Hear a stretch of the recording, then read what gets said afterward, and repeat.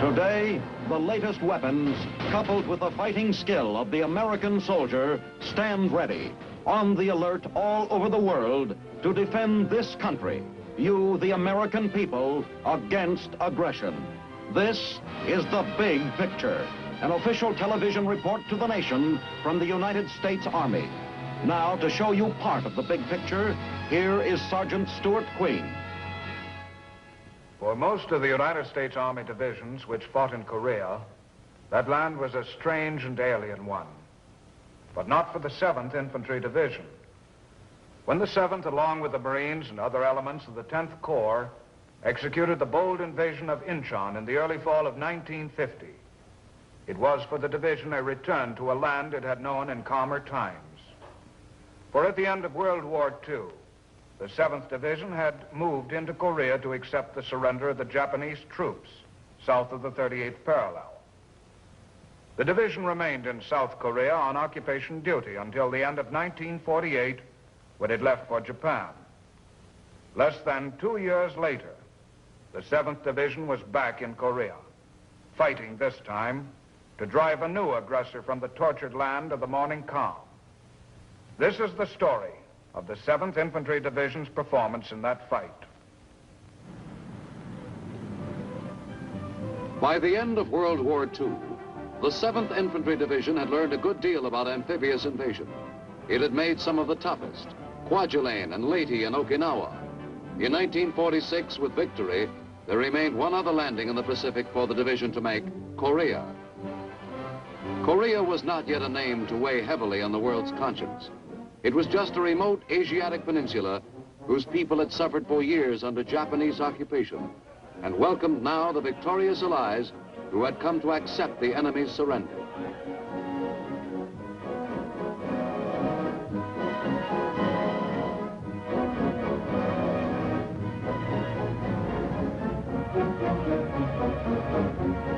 For the men of the 7th Division, this was how the vision of victory, so tenaciously held in days of trouble, became real.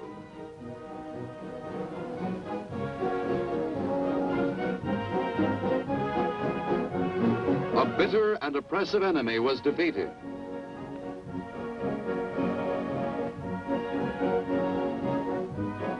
And with that defeat, a new day of peace and stability promised to return to the troubled Orient and to the entire world.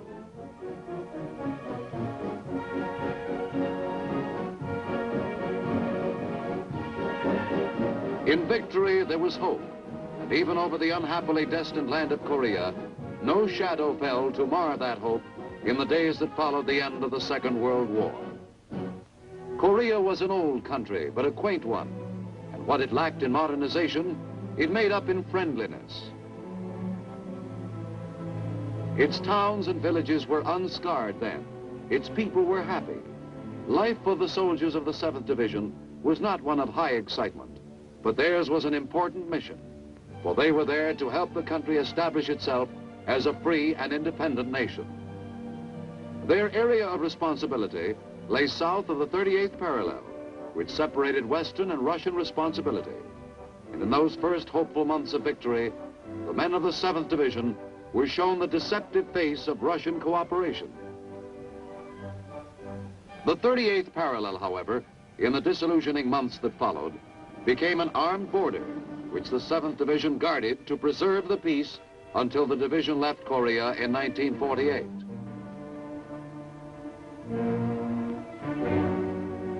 The communist violation of that peace brought the 7th Division back to Korea in September of 1950 as part of the 10th Corps' spectacular invasion of Incheon.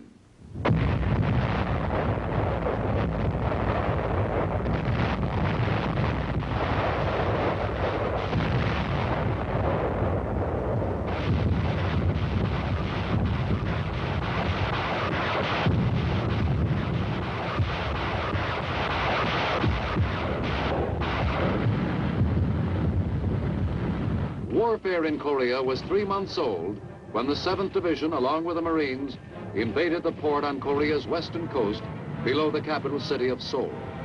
Other elements of the United Nations forces hastily put into battle to stem the North Koreans' aggressive adventure were holding desperately to the port of Busan in the south.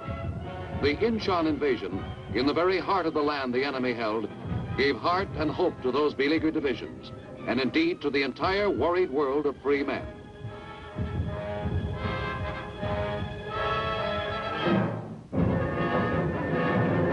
The Korean people welcomed the 7th Division back to their land as more than old friends. American soldiers now stood between them and a new subjugation. For the men of the 7th, there was a difference too. The calm and peaceful Korea they had known had disappeared, and the roads of this new land were hard to travel.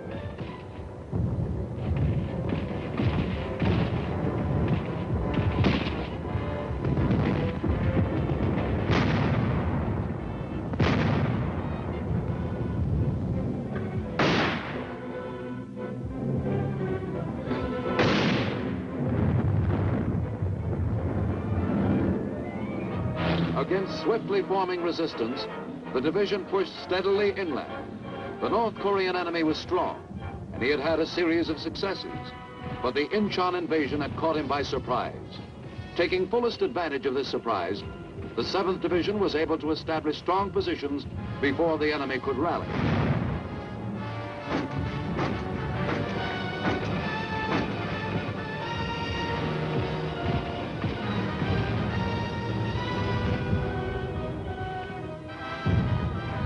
After the invasion, the 1st Cavalry Division broke out of the Busan perimeter in the south and drove north 102 miles to link up with the 7th. At Osan, the 7th Division waited. The link-up was a triumphant turning point in the war, splitting the enemy's forces in half. Once the juncture was made, the 7th Division pushed straight north toward Seoul.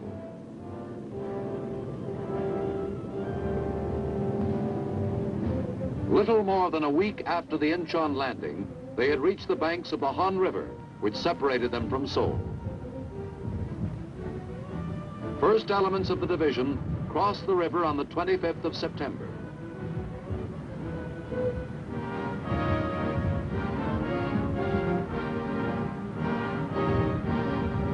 As they touched shore on the opposite bank, the greatest prize of the war was just ahead, Seoul, and they pushed toward it, removing all opposition in their path. Seoul lay in ruins when the United Nations forces reached it. Korea's once magnificent capital city had been shelled and burned by the enemy in his drive south, and the United Nations had been forced to fire upon it to drive the enemy out. Consequently, many of its buildings were rubble, many of its structures reduced to powdered ash. But for all its devastation, Seoul was South Korea's first city and the symbol of the young nation's integrity. So it was a triumphant day when General MacArthur, commander of the UN forces, was able to deliver the city once again to the nation's president, Syngman Rhee. With Seoul secure, the 7th Division regrouped and undertook another amphibious invasion in enemy-held land, this time at Iwon, on the east coast of the peninsula. It was late October 1950 when the 7th Division landed at Iwon. The landing was unopposed. The Incheon invasion in the west and the breakout of the Busan perimeter in the south had generated a momentum which had carried the United Nations forces up to the 38th parallel and beyond it.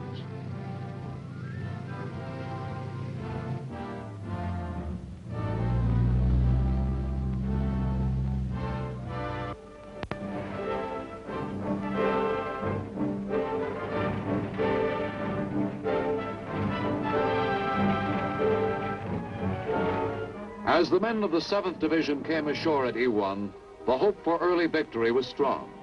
Their mission was to drive straight north and advance to the Korean-Manchurian border. Fall weather changed to winter the farther north they marched.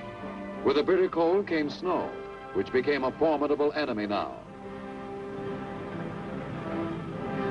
But snow or cold could not stop a team that had felt the advantage shift to them in the turning tide of war, and knew now that they could reach the very limits of the enemy's own land, and then the North Korean communists would be defeated.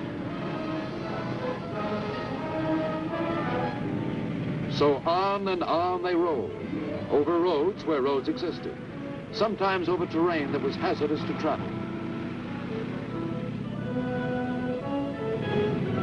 There are always more men than tanks, and someone has to walk. The towns and villages between E1 and the border fell to them, but not without a struggle. The 7th Division saw some heavy fighting in their push north through these mountains. Dug into the hills, the communists had to be blasted out.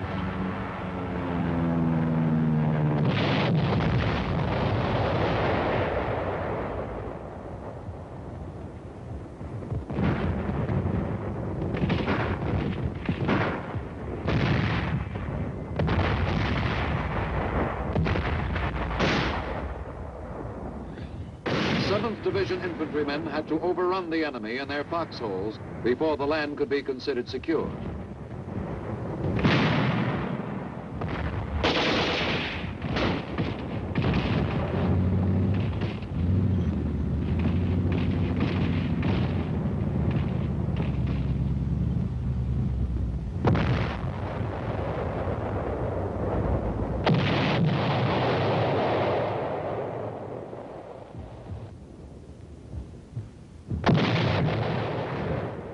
The mountains were formidable barriers, but they made it to the border. By late November, part of the division had reached the banks of the Yalu River. Thanksgiving service that year, in the northernmost reaches of enemy territory, was a meaningful one. The turkey dinner was festive. Even for the men at the outposts, braving the winds off the frozen Yalu, this Thanksgiving was something special, for final victory could come now any day. Their guns were silent. They had reached the very limit of the defeated enemy's land, and there were no more enemy in sight while they enjoyed the traditional trimmings of this holiday. The turkey leg had real flavor that year. But then suddenly, all along the line, a new enemy struck, and an entirely new war began. Out of Manchuria came hordes of Chinese communist forces. The impact on the UN line was staggering. Elements of the 7th Division fighting with the 1st Marine Division at the Chosin Reservoir were outnumbered 10 to 1 by the Chinese invaders. Withdrawal was blocked by the enemy who had surrounded them. The days that followed for the embattled soldiers of the 7th Division and the Marines with whom they fought their way out of the Chinese encirclement were days of hardship and courage. Unbelievable hardship and unbelievable courage. In a blinding snowstorm in early December, they made their last big push to reach Hungnam on the coast.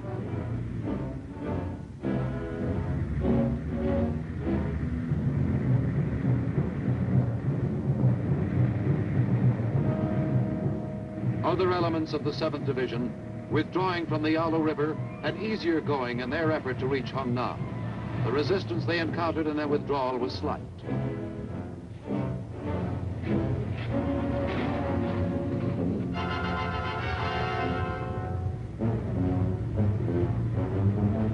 All elements of the division, those who survived, reached Hungnam successfully by December the 11th, 2 long and bitter weeks after the Chinese Communist offensive began.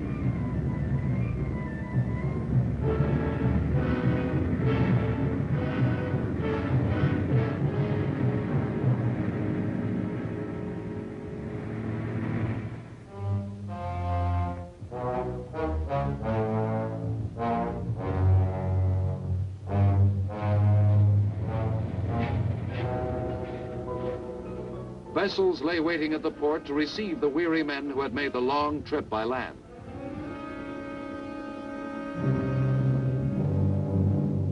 Everything that could fight went aboard these ships.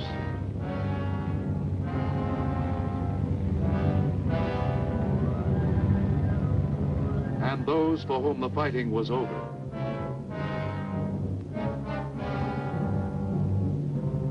Supplies of all kinds were loaded on to be used again.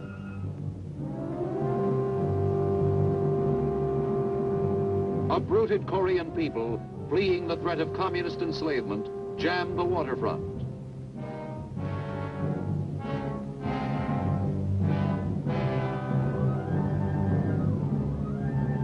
They were escaping the war, traveling along with soldiers who would fight again as soon as they could regroup in the South.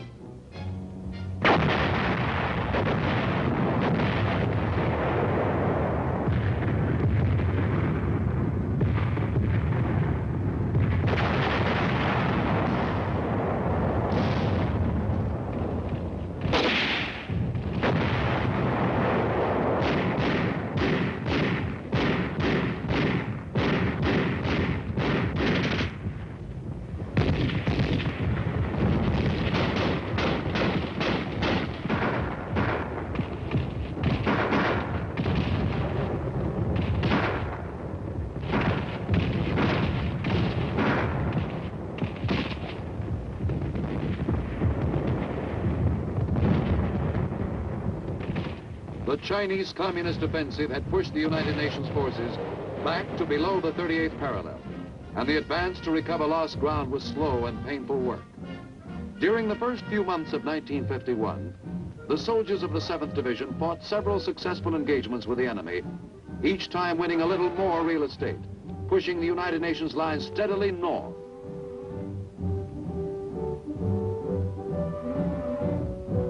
The enemy had seeded the roads with explosives.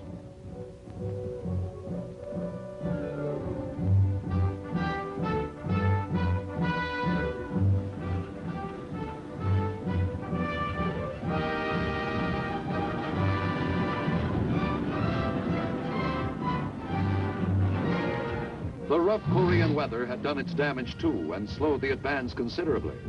But the drive north rolled on despite handicaps. And in early April, the division crossed the 38th parallel. It was the first time across on land for them, and this time it was for keeps.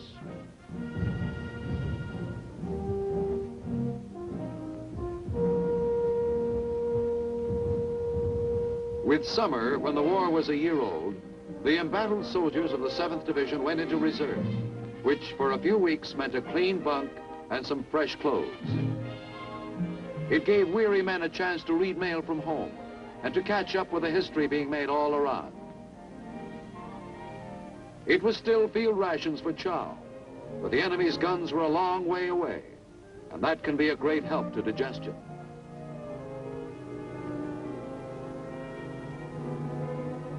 In reserve, the men of the division created their own entertainment, and gratefully took the entertainment that was supplied them by visiting performers. No troubadour ever received a warmer or more enthusiastic welcome from his audience than did the entertainment troops who visited the United Nations fighters in Korea. No supper club performer, however much his patrons paid to watch him, ever had it so good. While they were on reserve that June of 1951, the world was charged with hope that the fighting might end. The Soviet Union made overtures today to end the fighting in Korea by suggesting that the two sides get together for talks to set a ceasefire. Such a proposal coming from Russia left little doubt that the communist forces fighting in Korea are at last willing to discuss peace. The hope sparked by that announcement did not bring an early end to the fighting. For the first year after the peace talks began, however, the war was a relatively limited one for the 7th Division. But even when the enemy was quiet, the division's soldiers continued their battle with the Korean weather. Heavy rains made the already poor roads impassable, and the troops used every lull in the fighting to put them in shape again.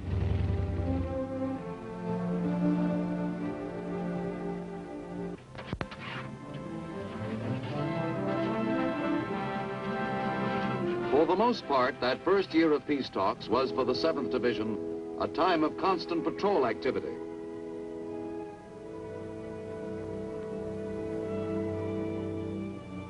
A patrol is not a large group of men, usually about a squad.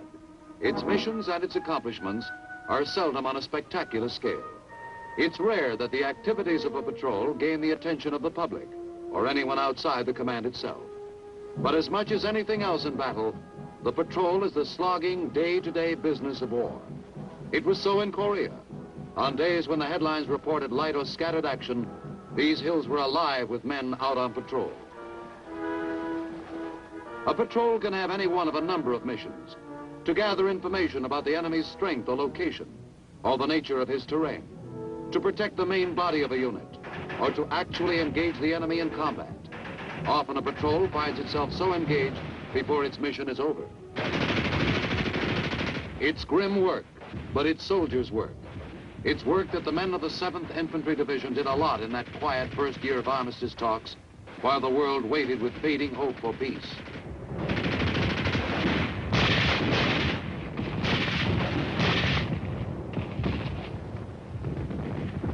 Then the 7th Division went on an all-out offensive to take a mass of critical hills in the Kumwa Valley.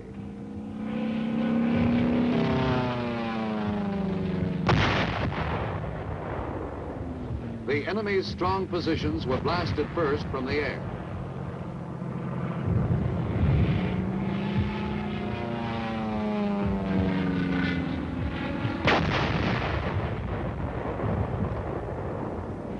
Wave after wave of pulverizing airstrikes were necessary to soften up the objective areas.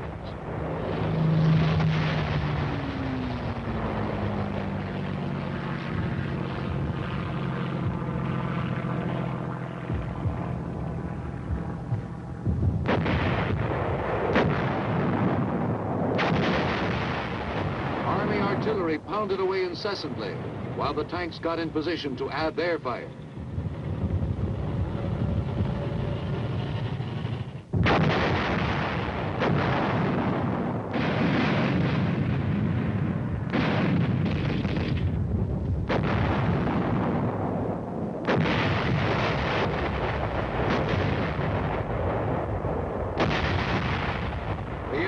Waited to take over with rifles and bayonets, which the job would finally demand.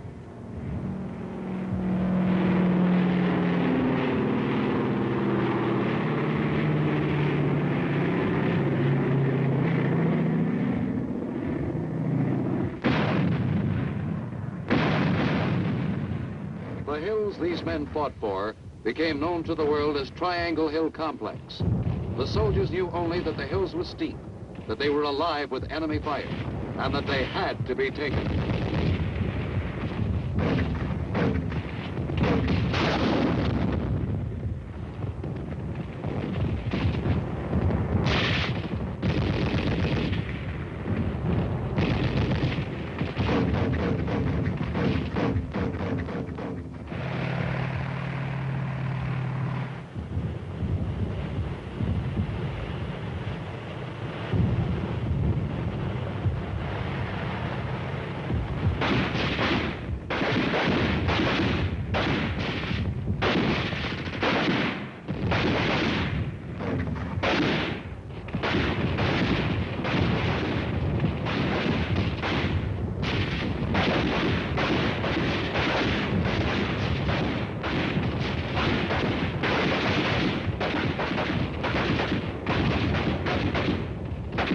They put everything they had into the assault, and finally the mass of vital high ground was theirs.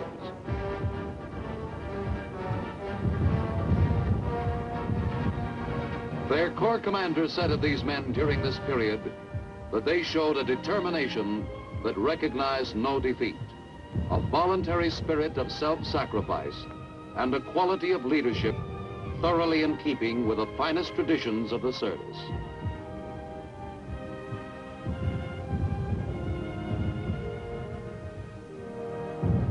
In July 1953, the men of the 7th Division learned the news the world had been waiting to hear.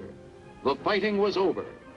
After 3 years of war and 2 years of peace talks, a ceasefire was signed between the UN forces and the communists.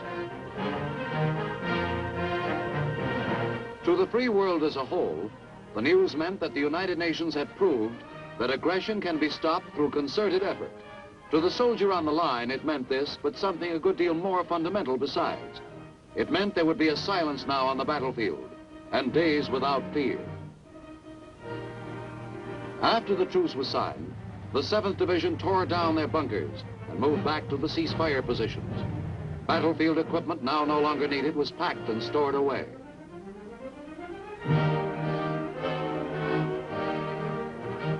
The tools of war, ammunition and explosives which would not be needed for battle, went to the rear now instead of being rushed to the front.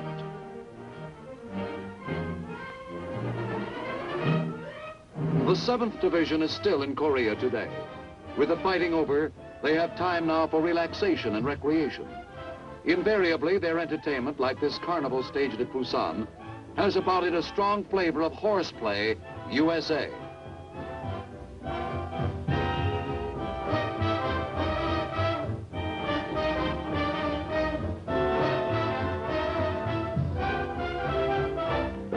The evidence of American interest, which the 7th Division symbolizes in Korea today, is everywhere apparent. The blood of America's sons and the treasure of its people are invested in the freedom of this beleaguered nation. And these gallant soldiers remain here to represent that investment. They are ambassadors now as well as soldiers, with a job that goes on month after month without ceasing. It is inevitable that some of the spirit and tradition of their homeland lives and grows here with them.